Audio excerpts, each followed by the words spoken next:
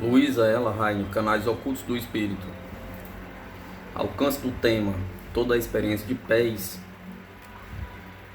percepção extrasensorial, traz informações, mensagens a respeito de algo do mundo exterior. Conforme vimos, pode ser a respeito dos pensamentos de alguém, ou a respeito de objetos ou de acontecimentos ainda no futuro. Mas dentro desse alcance que tudo abrange, cada mensagem é igual pessoalmente provindo de certa pessoa. Será de esperar que as experiências pessoais de pés lhe reflitam as necessidades mais fortes de informações, os interesses mais profundos. Muitas o realizam claramente, mas por outro lado, muitas se referem a assuntos relativamente sem importância, que é então que reage à seleção dos tópicos. Pergunta: sugere-se a resposta examinando os valores pessoais dos tópicos. Se alguém tivesse de relacionar os tópicos de conformidade com a escala pessoal de valores, talvez avultassem, em primeiro lugar, em importância às crises de pessoas mais chegadas.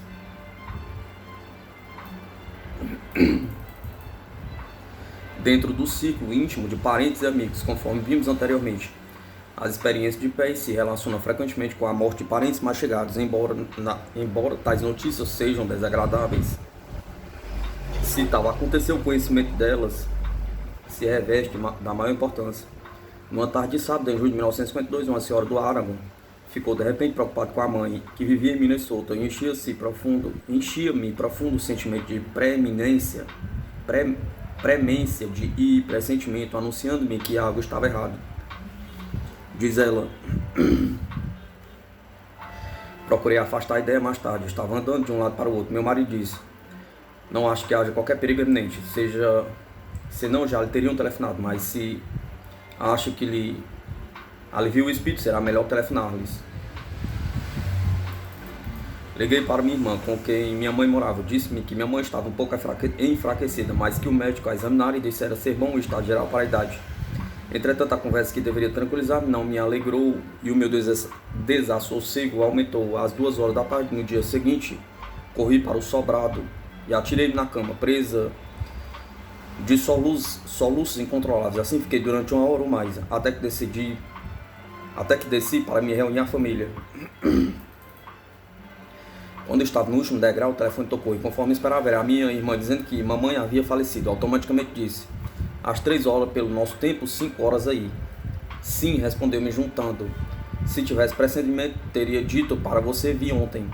O que me intriga é ter eu adivinhado vivendo a 3.300 quilômetros de distância, o que minha irmã, que vivia lá mesmo, não adivinhou.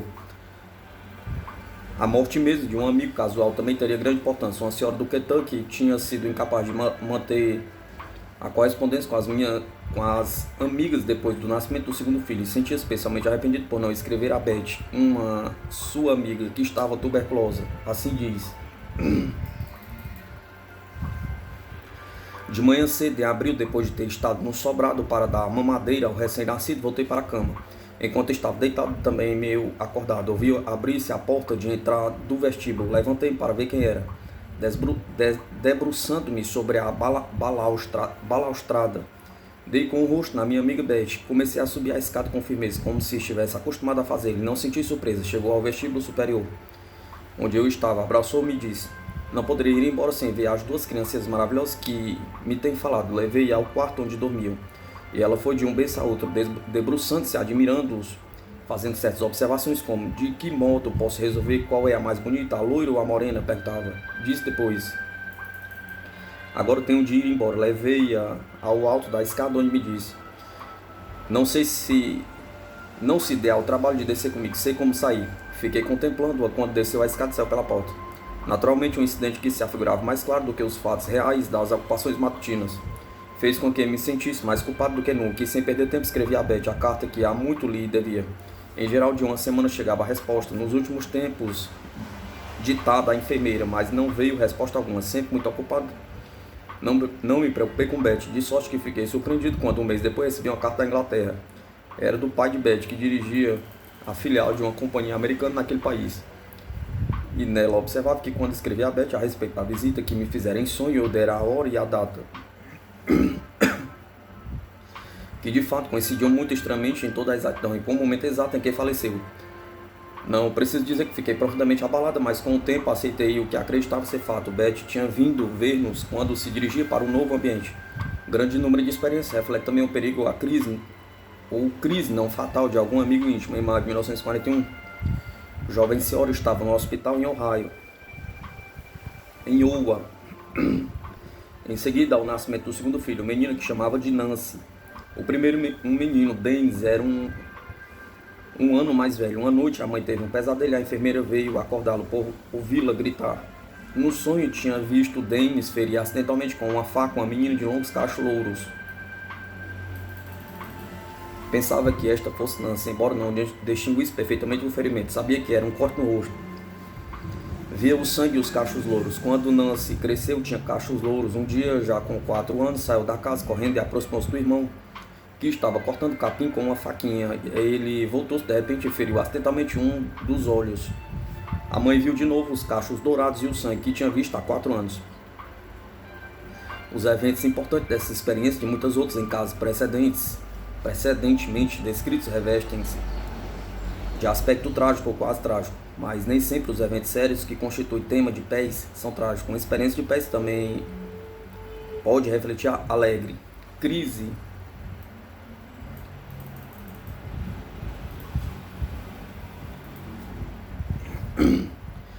Quase ao fim da Segunda Guerra Mundial, uma senhora do estado de Nova York soube que o marido estava retido em campo de concentração na Alemanha. Não tínhamos recebido qualquer carta dele durante os últimos meses do seu aprisionamento. Ao terminar a guerra na Europa, chegavam notícias quase diárias de campos liberados. Nunca se mencionou o campo em que estava meu marido e cada vez ficava mais preocupado com a segurança dele. Todos notavam como estava triste e sentia-me realmente deprimido com esta aflição constante. Na noite de 18 de abril, tive de repente a impressão que meu marido estava salvo. O rádio referiu-se aos prisioneiros, mas não ao campo em que estava meu marido. Acho que foi o comunicado do rádio que me fez começar a pensar. De qualquer maneira, estava certo de que ele estava salvo. No dia seguinte, o patrão e as amigas me perguntaram se tinha recebido boas notícias. Boas notícias, por me verem tão satisfeita. Respondi que não recebera uma palavra sequer, mas que tinha certeza que meu marido estava salvo. Escrevi a data no caderno de notas que mantinha, e em seguida, dia em que soube ter sido Henrique liberado, a 30 de abril, recebi um telegrama dele, vindo da Inglaterra, e quando chegou em casa contou que ele e um companheiro tinham fugido de um grupo de prisioneiros que iam transferidos para outro campo. Esconderam-se nas florestas durante vários dias até que viram, a 18 de abril, surgir tanques ingleses pela estrada. Saíram da mata, os soldados lhe deram alimentos e providenciaram a volta para a Inglaterra. Entre os tópicos mais decisivamente agradáveis compreendidos por Pés, encontra-se às vezes uma informação desejada. É como se a pessoa tomasse conhecimento de que deseja saber, exatamente como se ficasse sabendo da notícia pouco auspiciosa que tem mesmo de saber. Um casal da Pensilvânia que em vão tinha esperado um filho durante anos, resolveu finalmente pedir uma criança em uma agência de adoção. Depois de mais alguma espera, receberam o chamado para ir ver uma criança. Na véspera, a mulher disse: pedi a Deus que nos mostrasse de certo modo se a criança que íamos ver era a que ele realmente intencionava que tivéssemos. De noite, em um sonho maravilhoso, vi uma cabeça de cachos dourados repousando no ombro do meu marido. Não cheguei a ver o rosto da criança, mas sabia que devia ter mais ou menos 2 anos. Fiquei admirada porque esperava receber uma criança muito mais nova. No dia seguinte, na agência estávamos sendo levados a uma sala. Quando vimos a ama tirando a touca de uma cabeça de cachos loiros, antes que ela tivesse voltado, o nosso pequeno Jimmy, para que lhe víssemos os grandes olhos pardos e as faces rosadas. Eu disse: é ele. Ficaram todos surpresos porque duvidaram que aceitasse uma criança de 20 meses. Por termos falado em uma criança de poucos meses, este sonho maravilhoso realizou-se, tornando-me a vida feliz e completa. Sou muito grato.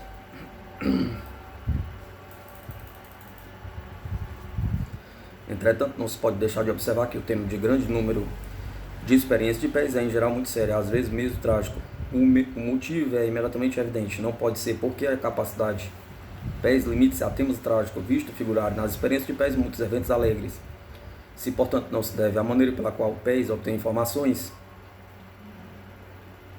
temos de não voltar para algo de mais profundo, na própria natureza humana, que torna os perigos e tragédias da vida mais merecedores de notícias do que as alegrias. Ninguém poderia negar, quando lê os jornais, que essa tendência humana é verdadeiramente real. Por outro lado, é preciso também reconhecer que as aparências são, pelo menos em parte, enganadoras nesta questão de predomínio da tragédia. Muitas experiências de país que dizem respeito a circunstâncias sérias ou ameaçadoras terminam felizmente. Tome-se, por exemplo, a experiência como esta de certa mulher de Wyoming. Uma tarde foi ao dentista, deixando os dois filhos de 2 e 3 anos com uma ama. Então, conforme disse, quando estava sentado na cadeira, o dentista tinha começado a trabalhar, senti de repente que nem tudo estava bem em casa. Quando quisera sair a correr do consultório, mas era impossível devido ao trabalho do dentista. As lágrimas começaram a escorrer-me pela face e fiquei emocionadamente transtornada. O dentista naturalmente pensou que me estava magoando ou que eu estivesse doente. Assegurei-lhe que não, mas pedi que se apressasse para que pudesse chegar em casa o mais breve possível. Era tudo quanto podia dizer e era tudo quanto sabia.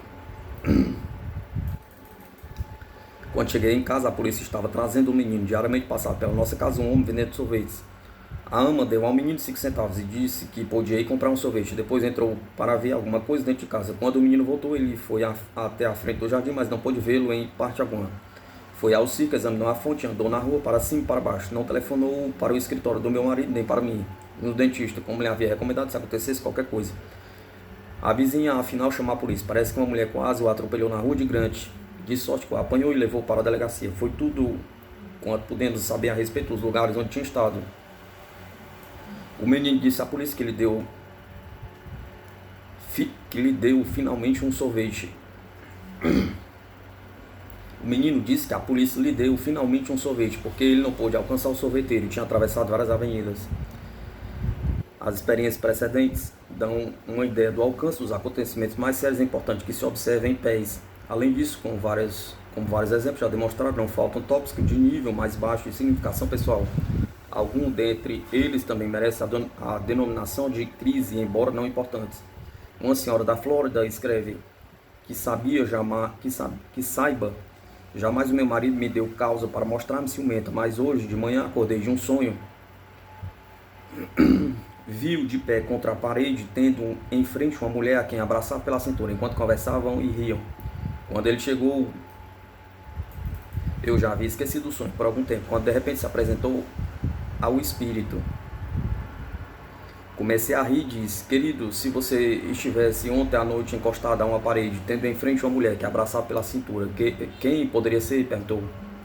Começou a rir e disse: querida, nada fiz de mal, era Lois, a garçonete que trabalha das 3 às 11. Chegou perto de mim e disse: como vai, queridinho? Você estava aqui? Perguntou.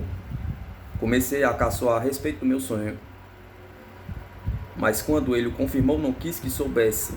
De sorte que disse ter ido em companhia do vizinho tomar uma xícara de café, mas quando o vi, não quis entrar. E ainda estou zangada. Situações relativamente secundárias que ainda têm importância definida para as pessoas em causa também se tornam bastante comumente tópico de pés. Na Inglaterra, quando o transporte ainda era difícil depois da guerra, uma de minhas amigas, depois de uma série de contratempos em ônibus, chegou certo dia cansada e quase doente a uma parada onde saltou a pequena distância de casa. Era uma hora em que o marido, que ela pensava estivesse no clube de golfe, não tinha um mais leve motivo para pensar que ali estivesse. Mas ele parou o automóvel exatamente quando ela saltava do ônibus. Que coincidência extraordinária, exclamou ela. De modo algum, quando acabei o jogo, senti que você precisava de mim. De sorte que recusei a bebida que o meu opositor me ofereceu, dizendo que se me apressasse havia de encontrar e vir imediatamente. Sabia que você devia estar aqui. Às vezes uma experiência pode dizer respeito a tópico de tão pequena importância que nem mesmo se possa chamar de crise secundária. Entretanto, pode ter certo aspecto ou novidade que lhe dê de ponto de vista interessante. Certa moça de Wyoming teve uma experiência desta, diz ela. Vi-me sentado em uma pequena casa cheia de gente, com a vizinha e uma moça desconhecida sentada em uma cadeira de balanço na minha frente. Eu comia macarrão ou espaguete mal cozido quando a moça disse: isto lhe vai muito bem. 6 meses depois, a nossa vizinha comprou uma casa de 2 cômodos, há pouco construída, a uns 5 km da nossa. Fui visitá-la como igualmente a fazia uma sobrinha, a quem eu não tinha visto anteriormente. Eu tinha comprado um envelope de sopa de frango, não sabia que existia ao tempo da premonição. Fiquei fascinado pela novidade de uma sopa em envelope, de sorte que disse: suponho que vou provar disto. Quando mastigava o talharim, a moça inclinou-se para frente da cadeira de balanço. Lembrei-me da premonição e sabia exatamente o que ia dizer-me antes que pronunciasse uma palavra. Isto lhe vai muito bem. Torna-se evidente em muitas experiências registradas nesta obra que o novo, o estranho e o não familiar de pessoas a acontecimentos surge como tempo das experiências, nas experiências de pés, merece, porém, um pouco de consideração. Quando chegamos aos acontecimentos de todas as manhãs, eles são novos. Sem dúvida, entretanto, compõe-se principalmente de elementos familiares. Conhecemos a maior parte das pessoas que nos ocuparemos. Conhecemos em geral os negócios de que tratamos e a série de alegrias e tristezas que encontraremos. A novidade estará principalmente nas combinações peculiares destes elementos familiares. Mas às vezes as mensagens de pés apresentam-se algo ou alguém novo além desse nível de familiaridade comum. Sem dúvida, esse algo há de se tornar familiar para o futuro. É estranho ao tempo da experiência por estar ainda oculto ao contato sensorial pela barreira do futuro. Como o futuro não é barreira para pés, não será de surpreender que elementos não familiares apareçam em experiências de pés. O elemento totalmente não familiar não se limita necessariamente a mensagens não importantes, naturalmente. Aparece igualmente em situações em que se vê facilmente que existe forte necessidade de informação.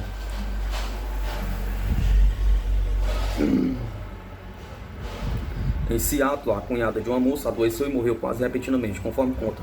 Minha mãe chamou-me pedindo que me comunicasse com a minha irmã gêmea, que se mudara para outro apartamento e ainda não tinha telefone. Disseram-nos que a casa não tinha telefone geral, de sorte que, se quiséssemos comunicar com ela, teríamos de chamar a proprietária. Se fosse algum caso urgente, disse-nos o nome da dona da casa, mas como não o escrevi, tive de rememorar a cena da ocasião em que eu disse. Assim mesmo, não me foi possível recordar inteiramente, mas estava certo que o nome era curto e começava por ST, tendo significado comum. Tomei do catálogo e procurei os nomes que começavam por ST, até que cheguei ao de Stout. Entre os que tinham esse nome, encontrei um com o endereço certo. Liguei e perguntei pela minha irmã. A senhora que respondeu mostrou muito aborrecida e perguntou como arranjar aquele número. Dei uma desculpa qualquer, porque não queria envolver minha irmã. Quando minha irmã veio ao telefone, fez-me a mesma pergunta a respeito do número. Lembrei-me que havia dado o nome da dona da casa. Isso mesmo, mas o nome dela é Mulligan, e nem mesmo sabia o nome desta família. Deste modo, novos nomes, novos lugares e acontecimentos futuros podem tornar-se elementos sem experiência, não triviais, no mesmo sentido que a sopa no envelope, nem sugeridas por forte necessidade. Muitas vezes o tema dos sonhos realistas consiste de elementos dessa natureza, especialmente dos pré-cognitivos. No outono de 1951, certa senhora do estado de Washington teve um sonho extraordinário. Estava em um trem antiquado. O chefe do trem apareceu e anunciou um lugar de nome esquisito como Poligapo, dizendo: todos os poligapos, grandes ou pequenos, estão chegados. O trem parou em frente a uma casa branca toda cercada. Umas 6 crianças saíram a correr do trem para o pátio gramado.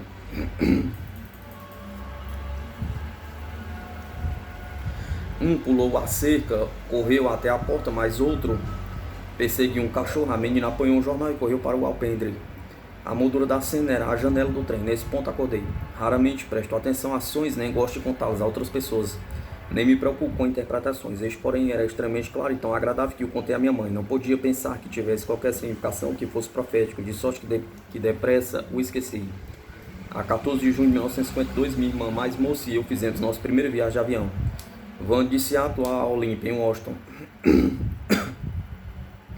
Devíamos voltar de trem e perguntamos onde era a estação. Devido a um mal-entendido, indicaram-nos outra estação e quase tomamos o trem para Portland. Já então tínhamos perdido o trem para casa, tendo-nos visto obrigados a tomar à tarde um trem antiquado. Não fazia muito que estávamos nele quando veio o chefe e anunciou precisamente o lugar que eu ouvira anunciar no sonho. Senti-me um tanto esquisito nos primeiros segundos, como se tal tivesse ocorrido antes. Foi quando repentinamente voltou-me à mente o sonho inteiro. Deixei-me ficar sentado, observando, dizendo para mim mesmo: agora aquele menino vai pular a cerca. E ele pulou. O outro vai perseguir o cachorro. E assim foi. A menina vai apanhar o jornal dirigindo-se ao alpendre. E assim fez.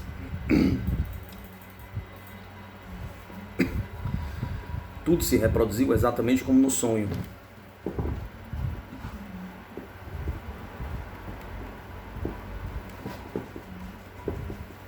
As sombras, a luz do sol, o vento agitando o capim, os gostos, o gesto das pessoas, as palavras pronunciadas, tudo igual. Sendo de natureza cética e supersticiosa, sugeri-me no espírito, por força de perguntas, se não era imaginação ou espécie de hipnose. Diante, porém, da perfeita convicção que sentia, a pergunta nada significava. Sabia-se a exata realização do meu sonho.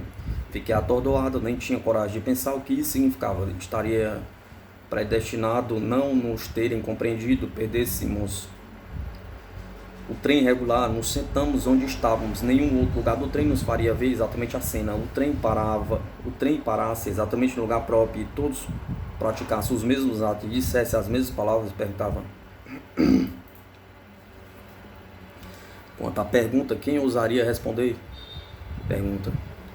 Por enquanto ninguém. Será preciso estudar mais amplamente a pré-cognição e as experiências pré-cognitivas antes de resolver o enigma. Neste caso, a experiência importa em tema relativamente pouco importante. A proporção que diminuiu a importância do tempo começa a indagar até que ponto pode chegar a conexão de envolvimento. Encontra-se exemplos em que o conhecimento mútuo é a única conexão pessoal. Uma senhora do Aragon sonhou que visitava uma velha amiga, a senhora Harker. Quando o sonho se desenvolveu, diz ela, víamos na nossa frente um armário de cortina, na qual saíam aterradoramente 2 braços finos procurando agarrar o ar, enquanto a cortina se agitava violentamente. Eu sabia que por trás dela estava um louco. Fiquei aterrorizado e gritei um sonho. A senhora Mirelle estava em situação desesperada. Afigurava-se-me saber que estávamos na casa dessa senhora, mas na realidade não conhecia alguém com esse nome, nem mesmo tinha ouvido. Num sonho sabia que era amiga da senhora Harker. Acordei tremendo de medo e fiquei acordado o resto da noite com a luz acesa. No dia seguinte pus-me a observar a meu marido. Supõe que haja alguma senhora Mirelle? Pergunta. Acho ridículo telefonar à senhora Harker. Perguntando, mas algum dia depois veio visitar-me. Contei-lhe o sonho. Respondeu gravemente. Mas conheço uma senhora Mirelle. Nestes últimos tempos não tive notícia dela. Pouco depois encontrei a senhora Harker em uma reunião. Disse-me, a minha amiga, a senhora Mirelle, enlouqueceu.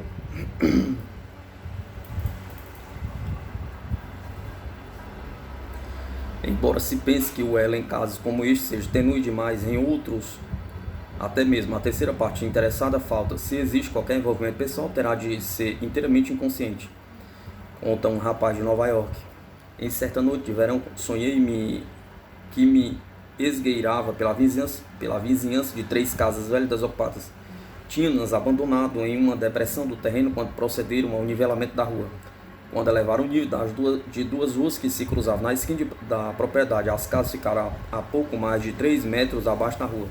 No sonho, entrei na casa de madeira no meio com uma cesta cheia de cavacos e uma lata de querosene. Acendi os cavacos, derramei o querosene por cima da pilha e lembro-me que tive todo o cuidado de conservar as chamas baixas até sair da casa.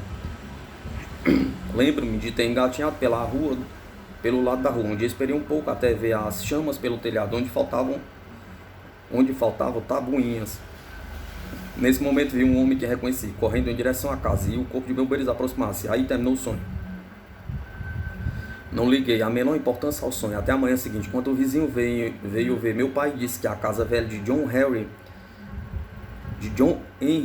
na esquina da 4ª Avenida com a rua Mapley, tinha pegado fogo durante a noite. Nada disso do sonho até ficar a sós com meu pai. Mais tarde fui até o local do incêndio e vi que a casa no meio tinha pegado fogo e que o telhado estava queimando exatamente no lugar em que eu havia visto no sonho. Se tivéssemos de supor, em um caso como este, que certo impulso inconsciente por aventuras explicasse a escolha desse tempo pela pessoa, então no caso seguinte, sem dúvida algum, outro impulso ou interesse oculto teria de supor-se. Às vezes, por exemplo, seria motivo humanitário, como se deu com certa senhora do Tennessee. Uma noite teve um sonho de que se lembrou no dia seguinte, o qual, conforme diz, exercia pressão tal sobre ela que dificilmente podia continuar a trabalhar. Referia-se a certa pessoa inteiramente desconhecida. Perseguiu-me até que fui ver o catálogo dos telefones e lá encontrei o nome dela. Segundo me lembro, acho que se chamava S.N. Bird. Liguei para o número. A esposa atendeu. Expliquei-lhe como pareceria ridículo contar-lhe o sonho que tivera na noite anterior a respeito do marido dela. Perguntou-me se o conhecia, ao que respondi que não, só não o conhecia, como nunca ouvi falar dele. Disse-lhe em seguida que, conforme o sonho, ela deveria sofrer do coração. Isso mesmo, disse ela, mas como soube? Perguntou. Respondi que não sabia realmente, mas sonhara simplesmente. Falei-lhe depois de umas mudas de roseiras que ela comprara e tinha procurado alguém que as viesse plantar. Mas o indivíduo que arranjou demorava a vir, de sorte que, quando saiu da manhã para o trabalho, disse que se tal indivíduo não viesse, ela mesma as plantaria. Ela disse, tem razão, disse exatamente isso antes de sair para trabalhar hoje de manhã. De sorte que lhe disse para evitar que ele fosse plantá-las, pois se o fizesse com o coração como estava, corria o risco de cair morto antes de acabar. Pediu-me que lhe descrevesse o marido conforme eu havia visto no sonho, e que o que fiz a ela, e ela disse, bem, ele é ele mesmo, exatamente, pode ficar certo de que não há de plantar essas roseiras quando chegar, como ameaçou a fazer ao sair pela manhã. Em seguida agradeceu-me exuberantemente pelo aviso. Todavia nem mesmo possível interesse no bem-estar da pessoa desconhecida explica todos os tempos distantes que se refletem por vezes nas experiências de pés. Frequentemente tem-se de dizer que nada mais elevado do que a curiosidade o explicaria.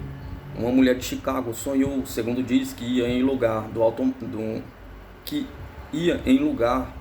algum lugar no automóvel com o marido e um casal muito conhecido deles. Não me lembro porque paramos em uma fazenda, mas assim fizemos, e a senhora que veio abrir a porta era idosa e nos convidou a entrar pela cozinha, pedindo que esperássemos no cômodo vizinho, que era combinação de sala de jantar e de estar. Disse que o filho chegaria dentro de alguns instantes e que esperássemos onde estávamos. Enquanto estávamos aí sentados, meus olhos deram com a porta fechada no cômodo ao lado.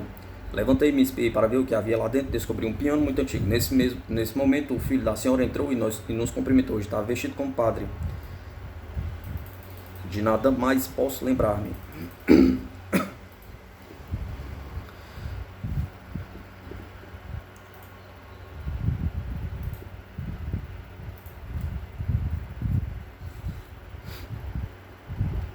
Uns meses depois, pelo menos, amigos nossos, meu marido e eu projetavam passar as férias em Escozinho. Tendo-nos descuidado de reservar acomodações com bastante antecedência, arriscamos-nos indo de qualquer maneira, contando com alguma desistência. Ao chegarmos disseram que não havia lugar onde fosse possível colocá-los. Todas as cabanas estavam tomadas. Depois de refletir, a senhora disse, por que não atravessar o lago para ir à fazenda? Há uma cabana perto do lago que talvez esteja vazia. Assim fizemos, e quando chegamos à fazenda, parecia muito familiar. A senhora que veio recebemos era a velha e nos convidou para entrar pela cozinha, pedindo que esperássemos no cômodo ao lado. Logo que o filho chegasse, diria se podia alugar a choupana. Enquanto esperávamos, disse ao marido que tinha sonhado com essa casa, juntando, aposto que quiser, que abrindo aquela porta veremos um piano antigo. Riu-se de mim, de sorte que fui abrir a porta, e lá estava o piano antigo. Alguns minutos depois, a dona da casa veio pedir desculpa pela ausência do filho, que estava demorando devido aos estudos para pastor. Não demorou muito que o rapaz chegou usando o colarinho redondo do clero. Para ir mais além, contudo, mesmo a curiosidade não parece o fim dos temas de livre alcance de pés. Algumas vezes a experiência compreende tema de tão pouca importância que reflete somente simples fundo de cena, digamos, a paisagem em torno. Em acaso fique dentro de alcance no nível mais baixo possível de atenção. Uma senhora de Dayton sonhou que estava sentada perto de uma janela cuja veneziana estava meio abaixada. De repente ouviu o ruído de uma máquina de cortar grama. Olhando para a janela, viu a grama que a máquina jogava para o ar e um par de botas andando de um lado para o outro. A veneziana escondia a pessoa. Sem dúvida, dentro em pouco esqueceria sonho tão insignificante. Mais tarde seguinte, ele se realizou. Chegou um menino que se ofereceu para cortar a grama por 10 centavos. Deu-lhe os 10 centavos e ele foi buscar a máquina. Alguns minutos depois, tendo sentado perto da janela, ouviu o ruído da cortadora. Olhou por baixo da veneziana e sonhou O sonho tornou-se realidade. As lâminas da cortadora jogavam a grama para o ar e um par de botas que o menino usava a acompanhava.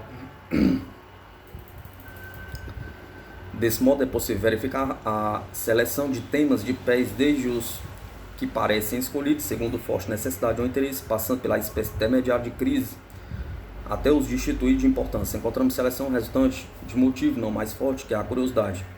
Ou é a curiosidade fosse motivadora forte? Pergunta. Ela está na base da tendência humana para investigar e explorar, não só frivolidades como um piano antigo, mas a própria natureza do homem. E mesmo no nível de eventos estranhos percebidos não tão só por fazerem parte do ambiente imediato do indivíduo.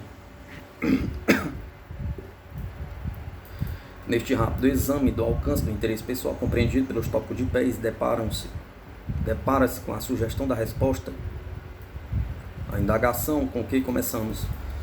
Vimos os temas escolhidos em base muito mais ampla do que forte necessidade ou interesse consciente. A base da seleção atingia até as linhas inconscientes da motivação e motivos demasiado leves para se dignificar com uma denominação, mas a ampla seleção de temas, se nos detivermos a pensar no assunto, não se dá somente com pés, representa o alcance humano, moral, humano, normal, de interesse em assuntos quaisquer. O pensamento cotidiano de qualquer pessoa percorre toda a escala de ideias da maior à menor importância. Portanto, o caráter de livre alcance de pés seria, assim, apenas indicação da atividade mental compreensível do homem.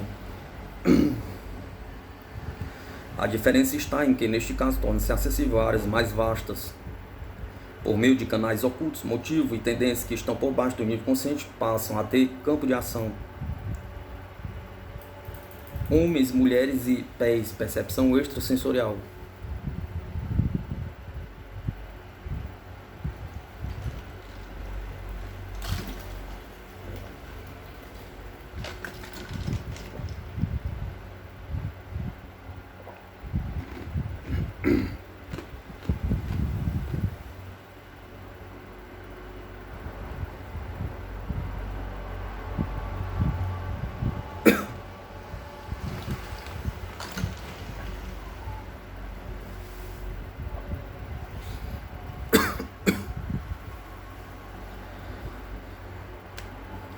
As mulheres têm a reputação de serem o sexo mais intuitivo.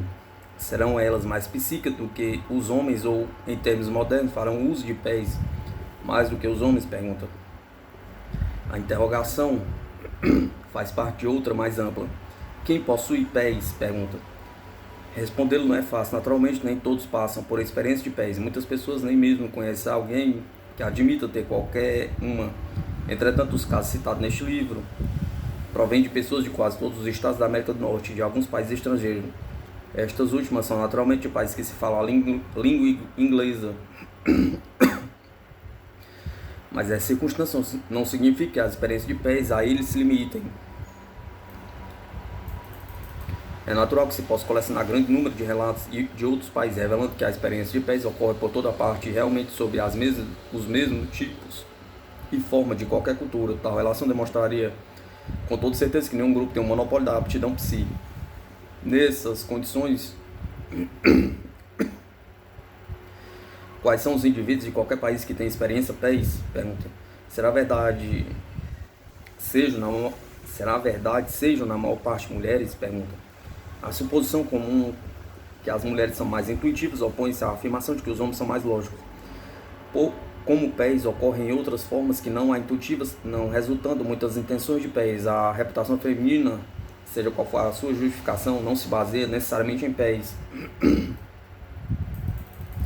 Por outro lado, embora raramente se afirme seriam os homens psíquicos, eles têm palpites.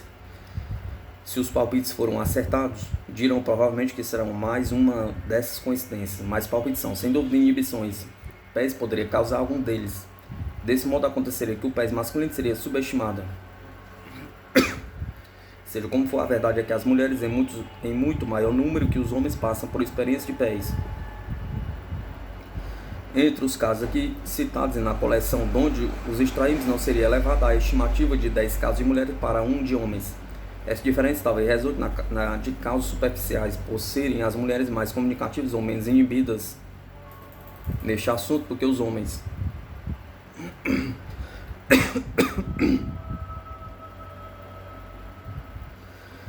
os homens seriam menos prontos a reconhecer como extraordinário uma experiência quando venha a ocorrer. Talvez se vejam inibidos de admiti-la mesmo de si para si. Quase todas as experiências, por mais estranhas que sejam, podem explicar-se, e a prevenção não impedisse que o espírito lhe admita a natureza extraordinária. Se qualquer dessas inibições se aplicasse realmente mais a homens do que a mulher, seria bem capaz de explicar a diferença. De qualquer maneira, pés não depende do sexo, porquanto muitos homens passam por experiência de pés. Serão da mesma espécie em geral, sob o mesmo gênero de temas? Pergunta. Sem dúvida, nos casos precedentes, a gente notasse qualquer diferença particular nos temas das experiências dos homens em relação a das mulheres. Talvez o caso mais afastado nesse gênero fosse o da criança ainda por nascer, que se poderia considerar como tema exclusivamente feminino. Diz uma senhora de Ohio: tanto eu como meu marido nos sentimos extremamente felizes aguardando o acontecimento desejado há tanto tempo. Ambos tínhamos mais de 30 anos, gozava de perfeita saúde e não estava absolutamente preocupada. Preferi uma menina e caçoava, referindo-me ao nasciturno como a menina de cabelos pretos, porque nós dois assim os tínhamos. Alguns dias antes de ir para a maternidade, sonhei que alguém que não distinguia perfeitamente aproximava-se do meu leito, trazendo um recém-nascido. Descobriu e me apresentou. Contemplei o rosto por algum tempo, e embora não estivesse pronunciado uma só palavra, sabia que era menino. O rosto era muito diferente do que imaginava. Muito bonito, cabelo louro, queixo saliente, sob faces roxonchudas. Durante o parto, complicação inesperada acabou em tragédia. Quando recuperei os sentidos, os médicos e as enfermeiras esforçaram-me em vão por fazer o menino respirar. Perguntei: é meu filho? E o médico, naturalmente, com o rosto meio encoberto, trouxe-o para perto de mim.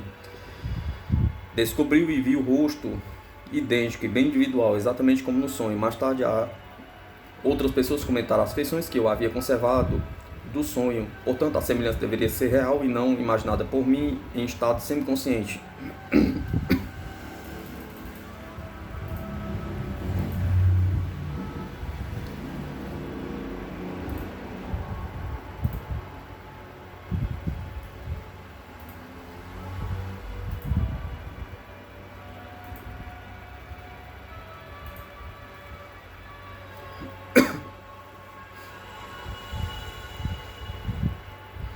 Mas a experiência de um homem do Missouri igual a esta, explica ele. Depois de 17 anos de casado, quando esperávamos o primeiro filho, dentro de 2 meses sonhei que via a criança de olhos e cabelos muito pretos sobre um fundo branco que me confundia. Era menina. Durante o almoço do dia seguinte, contei o sonho à minha mulher. Ela e minha mãe achavam que não seria assim. Tratava-se de um menino de cabelos ruivos. Nada mais se disse. No dia em que a criança nasceu, depois de ter estado alguns momentos com a minha esposa, o médico perguntou-me se não queria vê-la. Fui ao berçário e vi muitos recém-nascidos, até que o médico e a enfermeira trouxeram o nosso por uma porta lateral. Logo que o vi, lembrei-me do sonho. Era a reprodução exata do que tinha visto em sonho 2 meses antes, e o fundo branco que me confundira era o uniforme da enfermeira que a segurava. A diferença essencial, única entre experiências dessa espécie não faz parte de qualquer relato.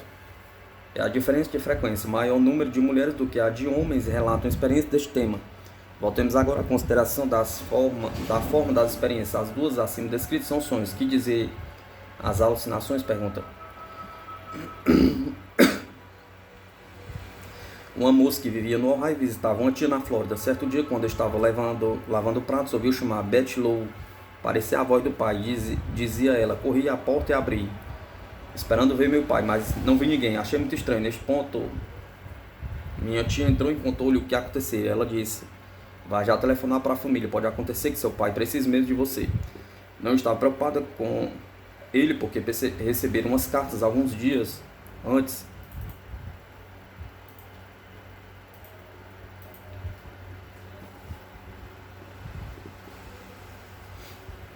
E todos estavam passando bem, mas a tia insistiu e fiz a ligação. A mãe respondeu dizendo: querida, é você, seu pai está chamando, o médico está aqui agora. Seu pai sofreu um ataque cardíaco. Em comparação, considere-se o caso de um homem que costumava viajar muito, estava na Flórida, enquanto a mulher visitava os pais no Ohio. quando, conforme conta, acordei uma noite ouvindo chamar-me 2 vezes pelo telefone. Como parecia a voz da minha mulher, fiquei preocupado. Imediatamente telegrafei a Buckhouse para saber se havia alguma novidade. Verifiquei que, no momento que ele ouvia a voz, tinha tomado nota da hora. Adoecer pouco antes de perder o sentido, chamou-me. Felizmente melhorou.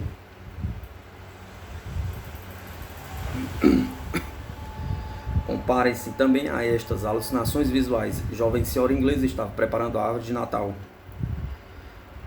Não acabava de trepar sobre uma almofada que tinha colocado em cima da mesa, até para prender no alto da árvore a fada do Natal, quando percebeu repentinamente que não estava só. Viu de pé na porta Jim, pessoa conhecida que morrera 1 ano antes. Sorrindo, lá estava ele, apanhando a mão em uma bengala de castanho branco. Antes de pensar, pois ele parecia tão natural, disse que desceria em um instante. Foi quando se lembrou que ele não podia estar lá, e com toda certeza ele lá não estava. Deu busca em toda a casa, mas não achou explicação. Vestiu um casaco, correu apressadamente até a casa em que morava a viúva de Jim. De nome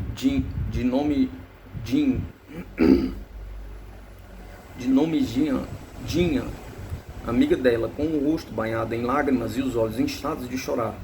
Jim disse como lhe agradecia ter-lhe vindo fazer companhia. Estivera pensando no marido, que ainda há 1 ano estava perto dela. As lembranças tinham-lhe voltado tão vividamente porque encontraram uma bengala feita pelo irmão de Jim antes deste morrer, que estava completamente esquecida. Apanhou-o para mostrar-lhe. Tinha o castão branco e a experiência visual de um homem. Passou-se comigo há 12 anos. Era mais ou menos 1 hora da tarde, quando eu entrei no meu quarto no Bronx. À direita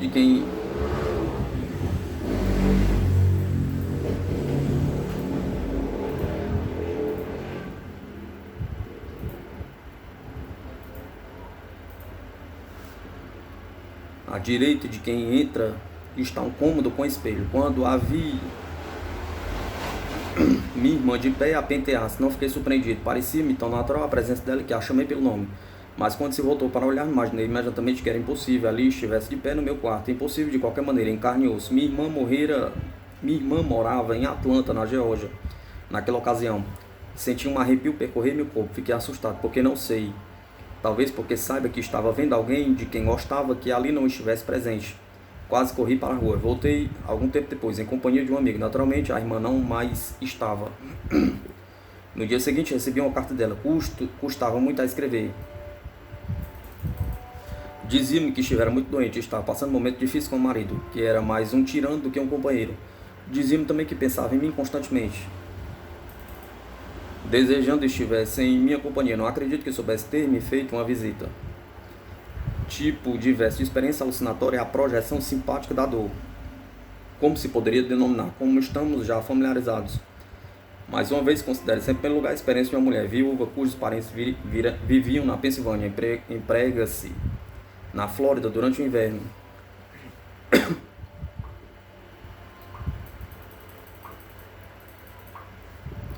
Em janeiro de 1956, às 11 horas da manhã, estavam fiscalizando as empregadas, sem que me curvasse ou movesse de qualquer maneira. Senti terrível dor nas cadeiras, no lado direito. Dor nas costelas, no lado direito. Era quase insuportável. Fui me arrastando até a secretária para sentar-me. Diversas moças presenciaram o fato, e eu não sabia qual a causa possível. Não havia posição que me aliviasse. Como trabalho no hotel, as minhas horas são geralmente de manhã e de tarde, com um período de descanso intermediário. Antes de anoitecer, o médico da casa veio ver alguns doentes e eu o consultei. Aconselhou-me a ir ao consultório para bater uma chapa de raio-x, se não me sentisse melhor na manhã seguinte. Com a dor era constante, procurei distrair-me indo ao salão de baile, onde uma vez por semana passava uma fita às 9 da noite. Fiquei tão desassossegado que tive de deixar o salão de baile para arrastar-me até o escritório. Exatamente quando estava entrando, disseram-me que me chamavam ao telefone. Comunicaram-me que minha mãe tinha caído às 11 horas da manhã e quebrado as costelas. Sofreu depois 3 operações que a deixaram aleijada. De manhã a dor desapareceu e senti-me perfeitamente bem. Contei a experiência ao médico. da casa sem que ele comentasse muito. Disse-me que essa ocorrência era conhecida. Em seguida, veio a experiência de um rapaz de indiano, numa noite, quando estava jogando poker, conforme diz.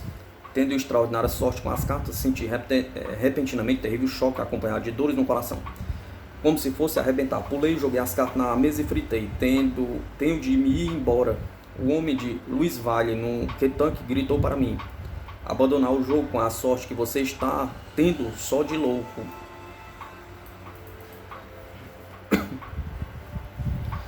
Sofrendo horrivelmente, foi até o escritório da companhia, mas o empregado que dirigiu o caminhão só estaria... Sofrendo horrivelmente, fui até o escritório na companhia, mas o empregado que dirigiu o caminhão só estaria de volta às 9 horas. Assim, apesar do sofrimento, andei cegamente quase 1 quilômetro até o hospital. Tendo ouvido 2 médicos a conversar, disse impulsivamente: dê-me depressa, um remédio qualquer, estou morrendo, acho que vou arrebentar, sangrem-me. Disseram hoje não se usa mais sangrar. Levaram-me para um leito, deram-me uma injeção e um sedativo. Na manhã seguinte acordei, sentindo-me bem e almocei na cama. Naquela tarde, quando o outro médico veio examinar, disse que podia ir embora. Pedi-lhe apresentasse as minhas desculpas aos 2 médicos com quem falaram na noite anterior, devido à maneira descabida com que falaram.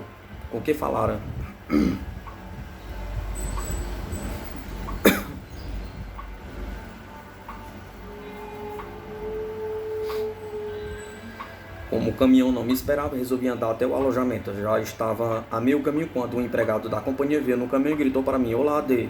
Onde é que você se meteu? Perguntou. Procurei por toda parte. Chegou um telegrama para você. Abriu e li que meu pai tinha falecido. Tiveram um ataque cardíaco na noite anterior, às 8h30 da noite, exatamente na hora em que me senti mal. Morreu 12h30 horas depois.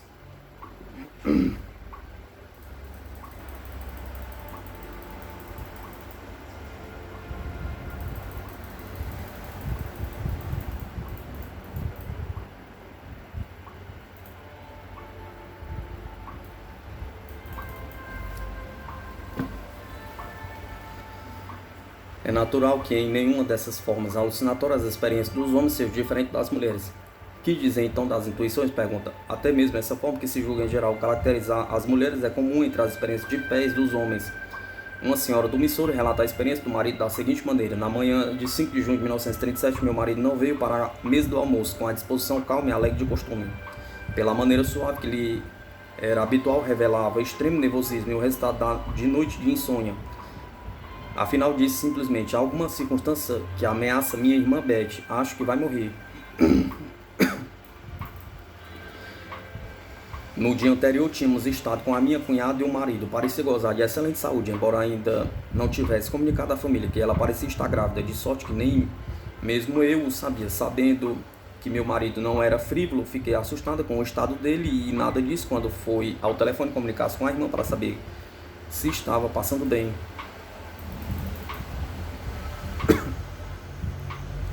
Antes que a telefonista atendesse, o cunhado de meu marido abriu a porta da frente e, entrando apressadamente, disse: Herbert, venha comigo. Sua irmã está no hospital e parece que vai morrer. Não é preciso dizer que ficou assustado com a resposta do meu marido. Já sei.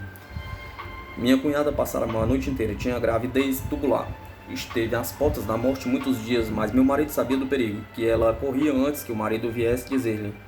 Não será preciso dizer que meu marido e esta irmã tinham sido muito amigos desde a infância. Experiências intuitivas que constituem quase inteiramente de emoções, que pareciam provavelmente restritas a mulheres, conta-se igualmente de homens.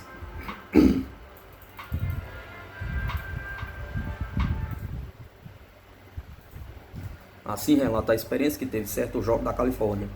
Certa noite de junho de 1951, tínhamos acabado há pouco de jantar e meu cunhado se aprontava para ir a uma reunião em São José, distante uns 3 quilômetros, e tanto de nossa casa, sem qualquer motivo, pus-me a chorar. Eu, que tinha 25 anos de idade, supliquei-lhe que não fosse. Foi uma confusão enorme e fiquei muito perturbado. Mamãe só dizia: não acontecerá nada, como sabe as palavras tranquilizadoras que se pronunciam a pessoas transtornadas. Passaram-se assim uns 15 minutos, afinal a impressão me deixou e disse: agora Bob já pode ir. A essa hora, um amigo o levaria de automóvel esperando no ponto de encontro, mas partiu antes da chegada de Bob, de sorte que este teve de ir no próprio carro.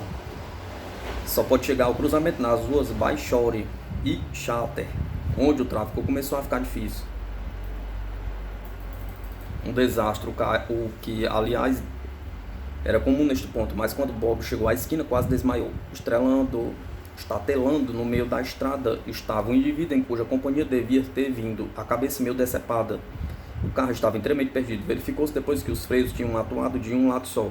O carro pulou no ar e caiu do outro lado da estrada, nele esbarrando outro carro. Finalmente os pais, às vezes, sabem intuitivamente quando os filhos estão em perigo, disse um morador de Nova York, que se supõe homem de negócio, são conservador.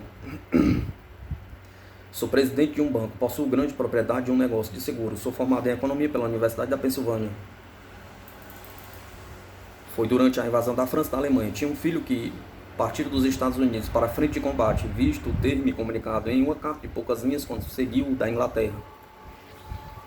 Em setembro eu fiz uma excursão para pescar no Canadá e enquanto lá estava senti-me muito deprimido e senti ultimamente que Bill era a causa. Voltei ainda deprimido e conversei com minha mulher a respeito, porque nunca pude esconder dela qualquer assunto. Disse francamente que Bill estava em dificuldades. Alguns dias depois recebemos um telegrama dizendo que estava seriamente ferido. Ficamos desesperados e procuramos por todos os meios obter informações, sem qualquer resultado. Meditei a respeito durante alguns dias, procurando imaginar que ferimento seria uns dele. Uma noite, talvez uma semana depois, quando estava sentado à minha secretária, senti-me invadido por certa impressão. Quase podia ver um ferimento na cabeça por trás da orelha direita e outro ferimento menos grave em um dos braços. A impressão era tão forte que escrevi meus pensamentos em um pedaço de papel que meti por baixo do mata-borrão que cobria a mesa. Devo juntar, embora pareça inacreditável a maneira por que termina a história, que sentia a vista afetada de certo modo pelo ferimento na cabeça dele.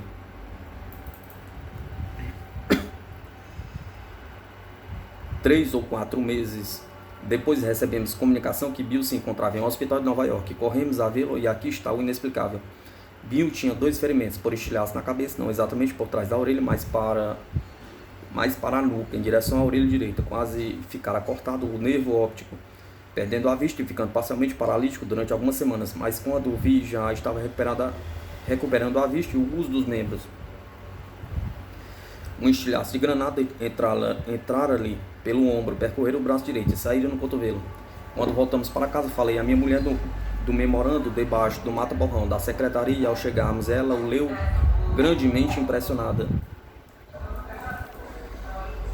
Estes exemplos mostram que pelo menos alguns homens têm experiência de pés comparáveis às das mulheres. Temos circunstâncias e situações são muito semelhantes, bem como a maneira por que se exprimem pés. Homens e mulheres impressionam-se, ficam profundamente convencidos, comovem-se em certas ocasiões por estes vislumbres de conhecimentos que lhes chegam por meio de canais de que não podem dar-se conta. A única diferença real nas experiências relatadas está simplesmente no número. É interessante observar que a pesquisa de laboratório revela a respeito da aptidão comparada de pé de homens e mulheres.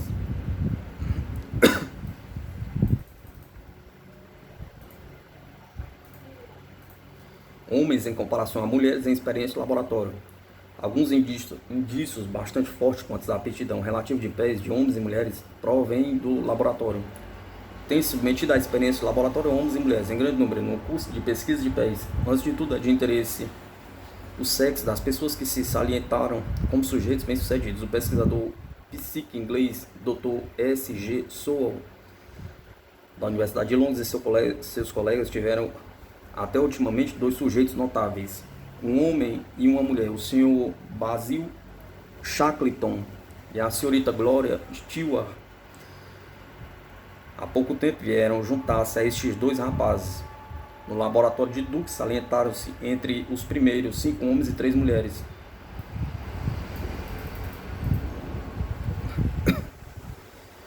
Contudo, durante os anos seguintes, desde que se registraram os trabalhos com estes sujeitos, provavelmente mais mulheres do que homens se salientaram.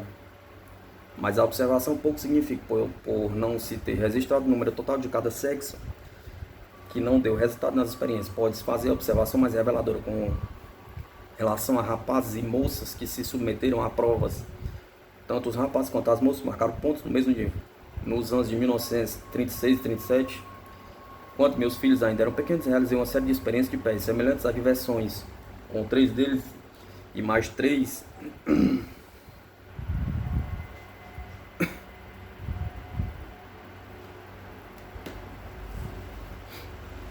mais 13 da vizinha. As idades iam de 3 a 15 anos, mas a maior parte estava entre 5 e 10. Ao todo eram 7 as meninas e 9 os rapazes. O número médio de pontos das meninas elevou-se de 5 a 6 e a dos meninos de 5,25, quando a média esperada do puro acaso era de 5. O número de pontos das meninas era, portanto, ligeiramente mais elevado do que o dos meninos, mas um dos meninos tinha um número mais elevado, 6,7, e outros baixo, 3,8. Sem dúvida, o número de cada sexo, bem como o número de provas a que cada um submeteu era muito pequenos para serem conclusivos. O alcance do número do ponto nesta pequena série de provas é, contudo, suficientemente característico, não chegando a fornecer indicação de diferença entre os sexos durante a infância. A partir de 1953, experiências de pés com grande escala realizadas em escolas públicas, que a revista de Parapsicologia publicou de tempos em tempos. Em geral, nessas experiências, os dois sexos marcaram pontos quase igualmente bem. Se contudo se apresenta qualquer diferença, são em geral as moças que têm contagem ligeiramente mais elevada de pontos. Note-se melhor a diferença entre adolescentes e alunos da escola secundária. Embora a aptidão inata de pés das crianças de ambos os sexos seja aproximadamente a mesma, pode acontecer que ao crescerem ficando expostas a influências sociais diferentes da cultura atual, os rapazes tendem a tornar-se mais objetivos do que as moças, mais realistas e racionais da maneira de encarar a vida. Não é preciso decidir a parte inata. De qualquer maneira, como depois dos anos de estudo, os homens se deixam absorver pelos negócios e pela vida profissional, enquanto as mulheres se entregam às minúcias domésticas e à criação dos filhos. Essas diferenças de ambiente e culturas só por si se juntam, imprimindo certo cunho diferente aos hábitos mentais respectivos. As diferenças vaticinadas na adolescência afetariam a possibilidade de exprimir a pés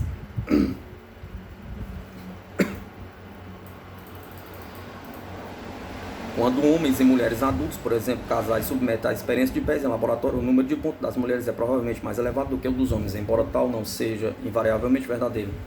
É verdade tão repetidamente que um jogador poderia sair ganhando se apostasse, juntamente com a diferença no nível de número de pontos na realidade precedendo o mesmo. Observe-se em geral diferença na atitude em relação à prova. A moça encara a prova facilmente, quase com alegria. Aí ela se submete com espírito esportivo e aceita o resultado sem grande comentário. Para ela, trata-se simplesmente de experiência interessante, pouco importando o resultado. Um homem, especialmente mais idoso, além do nível da escola superior, provavelmente reage de maneira diversa. Em primeiro lugar, mostra-se um pouco hesitante, não tem certeza quanto à existência de pés e não está inteiramente convencido da utilidade da prova. Não está seguro da matemática e ficaria surpreendido se chegasse a algum resultado, seja qual for o resultado. Aceita-o com certa reserva. Poderia ter sido isto ou aquilo, precisa meditar sobre o assunto. Assim, sente-se o número de pontos da mulher superior ao do marido. Não se segue necessariamente que ela possua maior aptidão psi do que ele. Pode significar que, devido à atitude diferente, a prova conforme se submeteu foi diferente da dele. A pés, conforme sabem hoje os parapsicólogos, é fugídia, espontânea, evanescente, facilmente perturbada. Por igual ao humor, a redação de poesias ou pintura de quadros funciona melhor se não se analisar demasiadamente quando a exprimem. De tal maneira, as provas a que se submete marido e mulher, embora tecnicamente idênticas, definirão psicologicamente para cada um deles a atitude de um sujeito para com as provas de pés.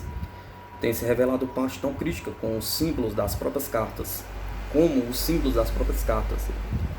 Se a atitude exerce efeito crítico nas provas controladas de laboratório, também assim deveria ser nas situações da vida. E a diferença de atitude no laboratório reflete-se nas cartas em que os maridos e mulheres relatam as respectivas experiências. Considerando-se centenas de cartas de indivíduos de cada sexo, nota-se 2 tipos, uma caracteristicamente feminino e outro masculino, embora se encontrem indivíduos de cada sexo que não se ajustam ao padrão. Comentário de maior parte das mulheres quando contam as experiências limitam-se provavelmente à experiência de ser o que contam útil à pesquisa.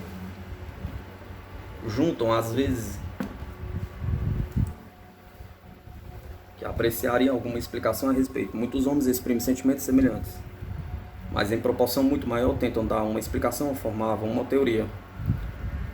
A diferença deve relacionar-se pelo menos até certo ponto os padrões culturais ou de pensamento que têm origem nas influências ambientais, não exigindo diferença inerente à sensibilidade dos dois sexos. Seria, portanto,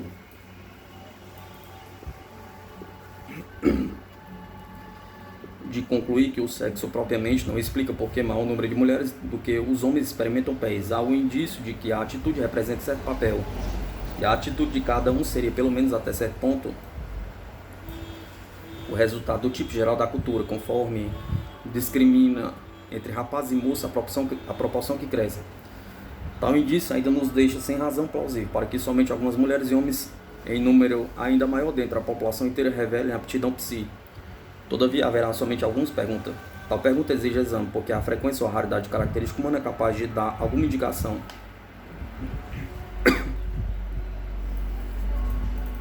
Sem dúvida alguma, não será de esperar a resposta numérica precisa à indagação de quantas pessoas possuem pés.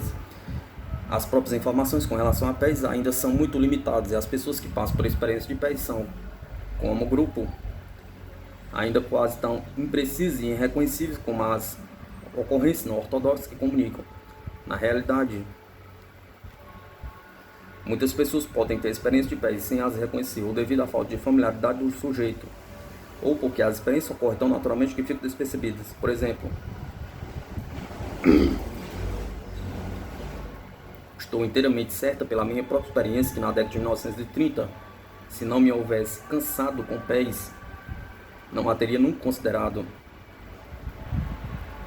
Se não me houvesse casado com pés, não a teria nunca considerado mais do que coincidência esquisita. Teria muitas vezes meus filhos pequenos manifestado meus próprios pensamentos não pronunciados. Somente depois da observação repetida de coincidência entre as observações das crianças e meus próprios pensamentos, bem como porque, como família, estavam ficando conscientes de pés, comecei afinal a tomar notas de tais incidentes. Com o tempo tornou-se perfeitamente evidente que um dos meus 4 filhos apresentava tendências telepáticas. Fora de qualquer dúvida, centenas de outras pessoas têm tido experiências que implicam em pés, mas que deixam de lado como simples coincidência, como ocorrência sem importância ou esquisitice. Muito provavelmente o número de pessoas que reconhecem a pés quando ocorre será sempre menor do que o número daquelas que se realmente atua. Outro fator que torna impossível contar o número dos que têm tido experiência de pés manifesta-se em muitas cartas que as descrevem. Tal fator é a atitude em relação às próprias experiências que se refletem na carta de uma senhora que ouviu chamar-me o nome quando o marido ausente sofreu um acidente. Dizia ela: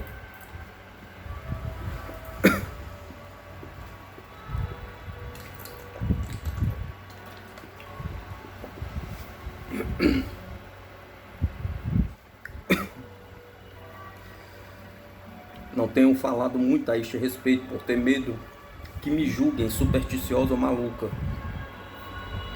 Tantas outras pessoas têm tido esse temor que tais palavras se tornam um estribilho.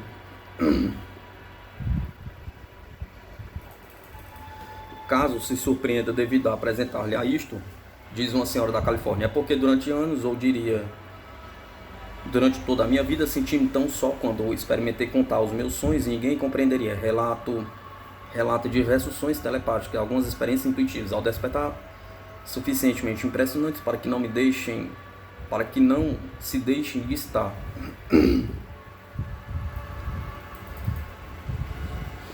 Um senhor que era diretor de escola na Virgínia teve sonho pré-cognitivo impressionante. Diz: não tenho contado muito, porque o que conto parece cair em ouvidos moucos. Jovem senhora da Flórida, que também tinha cunhos pré-cognitivos excepcionais, observou: contei a muitas poucas pessoas a minha experiência, porque em sua maioria não seriam capazes de compreender. Muita gente desta cidade haveria de pensar que sou feiticeira se discutisse tais assuntos. Disse uma moça do Tennessee que trabalha em um escritório, relata muitas experiências intuitivas. Um senhor da Califórnia que perdeu uma mulher recentemente, que tinha tido experiência extraordinária que poderia ter sido sinal dela, escreveu: agradeço-lhe a oportunidade de tirar isto do espírito. Até agora não o tinha mencionado a ninguém. Esta reticência, sem dúvida, tende a limitar o número total de pessoas que contem as próprias experiências. Contudo, dentro de poucos anos, o número dos que contaram as suas experiências a despeito de semelhantes inibições e um número ainda maior dos que escreveram ao laboratório de parapsicologia foi suficientemente grande para contribuir para os milhares de casos que constituem a coleção que se baseia este livro.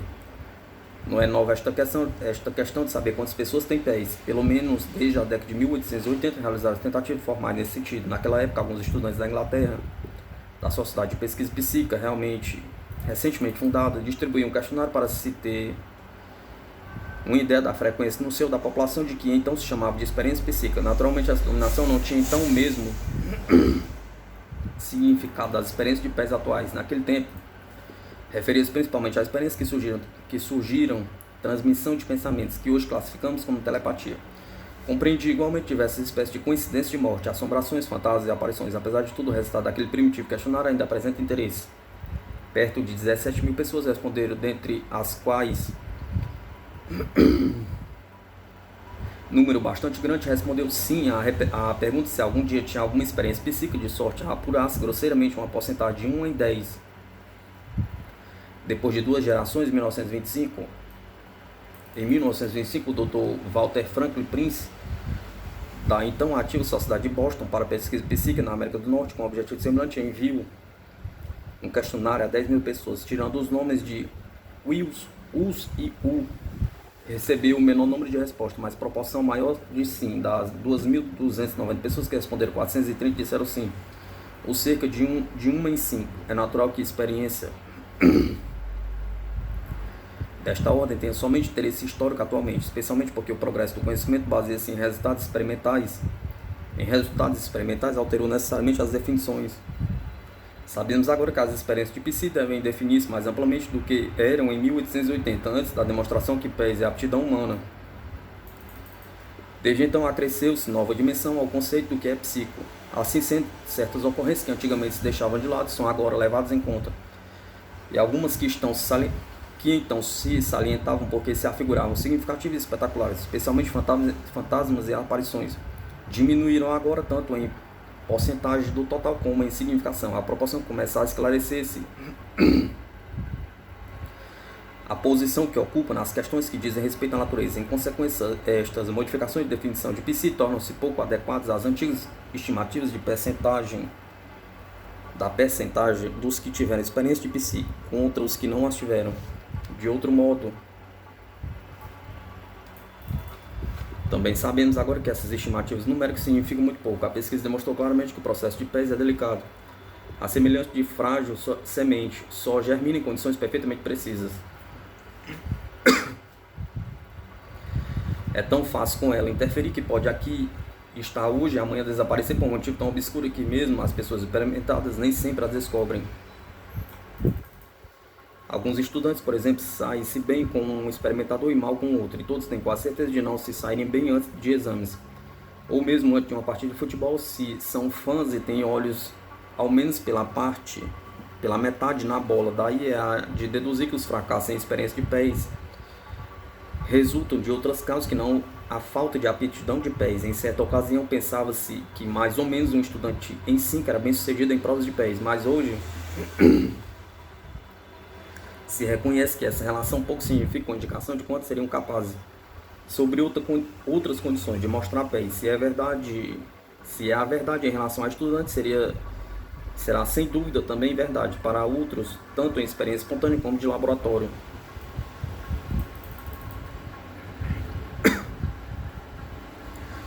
Há diversas considerações que é preciso levar em conta quando se avalia quantas pessoas têm experiência de pés, demonstram a impossibilidade de chegar a estimativas que inspirem confiança. Indicam também que o número de tais pessoas não é de modo algum de desprezar. É forte a sugestão que o número total deve ser muito maior do que se suspeita. Todavia, a resposta à indagação, quem tem pés, percepção extrasensorial, pergunta, continua a nos frustrar. Afinal de contas, não ocorre a todos, seja como experiência espontânea, seja em provas experimentais, e mesmo os que demonstram claramente talvez não façam com a firmeza necessária.